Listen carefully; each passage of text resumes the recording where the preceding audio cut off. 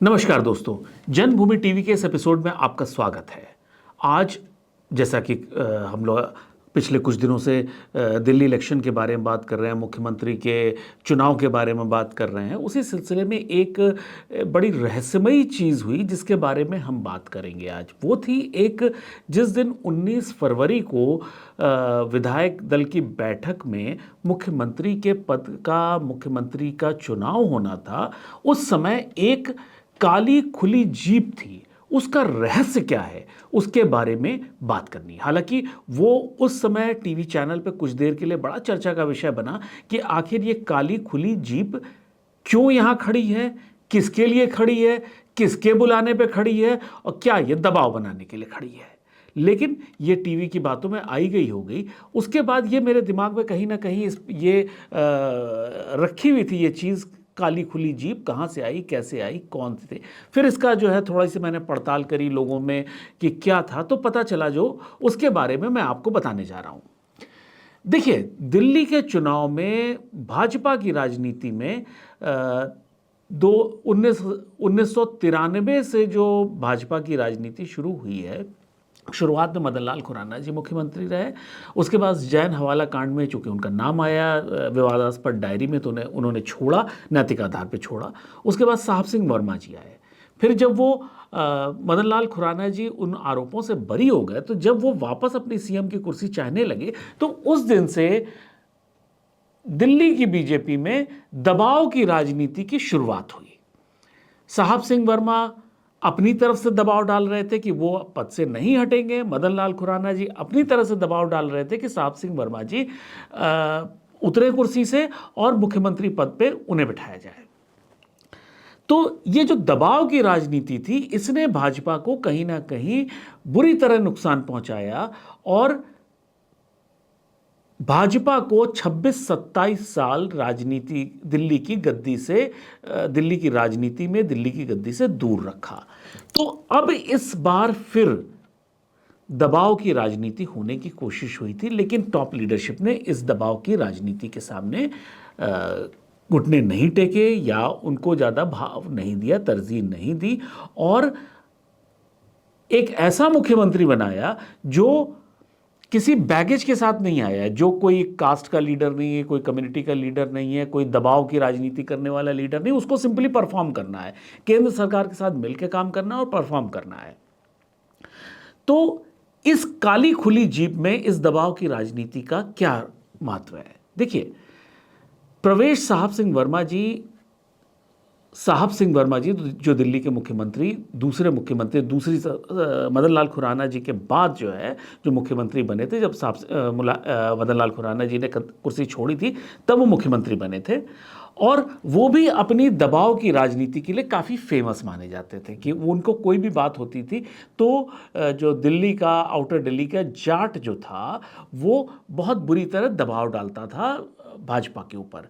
उस समय central leadership थोड़ी सी वीक होती थी और उस दबाव के आगे काफ़ी हद तक उसको झुकना पड़ता था। तो इसी दबाव की वजह से ये साहब सिंह वर्मा जी को हटा नहीं पाए थे।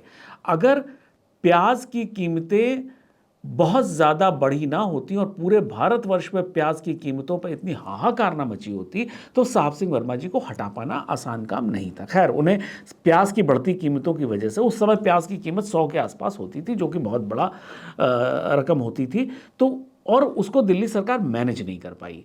तो प्याज की कीमतों की वजह से जब उन्होंने रिज़ाइन किया, उसके बाद सुषमा स्वराज जी आई। लेकिन सुषमा स्वराज जी को भी साहब सिंह वर्मा जी के जो समर्थकों ने आसानी से काम करने नहीं दिया और मुख्यमंत्री के चुनाव में बहुत ज़्यादा मुश्किलें की गई। जब साहब सिंह वर्मा जी हटे थे तो उनके हटने के साथ आउटर दिल्ली के जाटों ने बहुत ज़्यादा हंगामे किए थे, दबाव बनाया था और साहब सिंह वर्मा जी ने भी पोजीशनिंग जैसी करी थी, उससे उसको हवा मिली थी। वो किसी सरकारी गाड़ी में बैठ के नहीं गए, उन्होंने कोई सरकारी घर नहीं लिया। जब मुख्यमंत्री आवास छोड़ा तो वो अपने शालीमार बाग के एक डीडीए के फ्लैट में गए, सरकारी डीटीसी की बस में बैठ के वो अपने घर गए।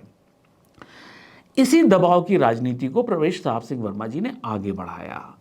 जब 2009 में वेस्ट दिल्ली जो सीट है, जो पहले आउटर दिल्ली होती थी, फिर उसका जो है परिसीमन के बाद वो वेस्ट दिल्ली सीट कही जाने लगी। तो वेस्ट दिल्ली सीट से वो 2009 में चुनाव लड़ना चाहते थे।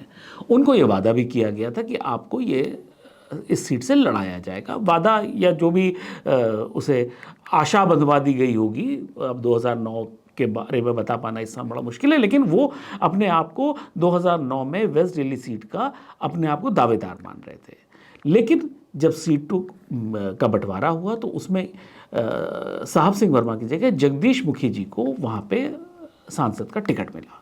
जगदीश मुखी जी वेस्ट दिल्ली के बड़े नेता होते थे, बाद में वो गवर्नर भी रहे, और जब मदन लाल खुराना जी के टाइम पे वो फाइनेंस मिनिस्टर होते थे और बहुत सीजन पॉलिटिशियन थे, ज़बरदस्त वोट बैंक था, जनता से जुड़े हुए आदमी थे, लोगों से बहुत अच्छा कनेक्ट होता था उनका। हम लोग रेगुलर उनसे मिला करते थे, इंटरव्यूज़ लिया करते थे उनका। उसके बाद क्या हुआ कि प्रवेश साहब सिंह वर्मा जी ने जब इनका टिकट नहीं मिला तो इन्होंने करवाया या इनकी कम्युनिटी ने, जाटों ने अपने आप किया, वो थोड़ा सा कठिन है उस पर जवाब दे पाना। लेकिन उसके बाद द्वारका में बड़ी ज़बरदस्त महापंचायत हुई जिसमें प्रवेश साहब सिंह वर्मा जी को टिकट देने के लिए दबाव बनाया गया, और जो भाजपा ने जो जगदीश मुखी जी को टिकट दिया, उस महापंचायत में उनका विरोध किया गया और हज़ारों के तादाद में लोग इकट्ठा हुए थे। और बड़ा मतलब इसके 2009 के टिकट बंटवारे में ये इस एक सीट की वजह से बीजेपी की बहुत किरकिरी हुई थी, बहुत ज़्यादा उनको जो है परेशानी सेंट्रल लीडरशिप को हुई थी कि क्यों नहीं टिकट दिया, या अगर टिकट नहीं दिया तो मैनेज क्यों नहीं कर पाए कैंडिडेट को, और उसको इतना ज़्यादा हंगामा करने के लिए आपने मौका दिया। उसके बाद आता है 2013 में साहब सिंह वर्मा जी को महरौली सीट से टिकट मिला विधानसभा के लिए। ये वो टाइम था जिस समय आम आदमी पार्टी तुरंत उसका उदय हुआ था, पहली बार ये लोग चुनाव लड़ रहे थे, और थोड़ा सा उस समय दिल्ली में बीजेपी वीक होती थी और थोड़ा सा डिस्टेबलाइज था मामला, एंटी कांग्रेस जो है वो हवा थी दिल्ली में। प्रो मोदी हवा नहीं कह सकते, हालांकि लोकसभा में थी, लेकिन विधानसभा में अभी 2013 में मोदी जी का इस हद तक आगमन नहीं हुआ था, लेकिन हवा धीरे धीरे दिखाई दे रही थी कि किस डायरेक्शन में जा रही है। एंटी कांग्रेस सेंटिमेंट ज़बरदस्त वोटर में था। अब इनको महरौली से जब टिकट मिला तो वहां भी इनके साथ यही हुआ कि चूंकि जिस तरह का टेम्परामेंट था उस हिसाब से ही वहां उस सीट से 2 और दावेदार थे, सरिता चौधरी और शेर सिंह डागर। इन दोनों कैंडिडेट्स ने ज़बरदस्त जो है विरोध किया इनको टिकट मिलने का, और खूब हंगामे हुए, उन लोगों ने खूब जो है जनता में खूब कैंपेन किया, लेकिन वो 2013 का चुनाव एनीवे जीत गए। फिर उसके बाद 14 और 19 वो लोकसभा में गए, वेस्ट दिल्ली से ही जीते और रिकॉर्ड मार्जिन, बहुत ज़बरदस्त मार्जिन से जीते। इस बार भी ये जो काली जीप के रहस्य की मैं बात कर रहा हूँ वो इसी राजनीति का एक हिस्सा है। वो जो जीप लाई गई थी, काली खुली जीप, वो इस पर्पस से लाई गई थी, ये सेंट्रल लीडरशिप को ये मैसेज देने के लिए उनके समर्थक लाए थे, निश्चित रूप से समर्थक लाए थे, वो ये मैसेज देने के लिए लाए गए थे कि हम प्रवेश साहब सिंह वर्मा जी को मुख्यमंत्री का दावेदार मान के बैठे हैं, आज डिसीजन इसी फेवर में आना चाहिए, और जब उनको मुख्यमंत्री पद का उम्मीदवार घोषित किया जाएगा तो वो इसी काली खुली जीप में बैठ के वो पूरी दिल्ली में एक तरह से जुलूस निकलेगा दिल्ली में, या वहाँ से वो अपने घर जाएंगे उस जुलूस से, या पार्टी ऑफिस जाएंगे, जहाँ भी जो भी कार्यक्रम बनेगा वो उसी से करेंगे। तो एक तरह से ये एक दबाव की राजनीति थी कि काली खुली जीप जो है उस पर बैठाया जाएगा भावी मुख्यमंत्री को, और ये मैसेज अंदर देने के लिए था कि भाई, ये विधायकों को भी मैसेज देने के लिए था कि सेंट्रल लीडरशिप से बात हो चुकी है और प्रवेश साहब सिंह वर्मा जी ही मुख्यमंत्री हैं, तो उनको भी इन्हीं के फेवर में वोट देना था। लेकिन ये दबाव की राजनीति चली नहीं। ये दबाव की राजनीति इसीलिए नहीं चली क्योंकि पहले दिल्ली के राजनीति के इतिहास में ये कई बार दबाव की राजनीति दिल्ली भाजपा को बहुत नुकसान पहुंचा चुकी है।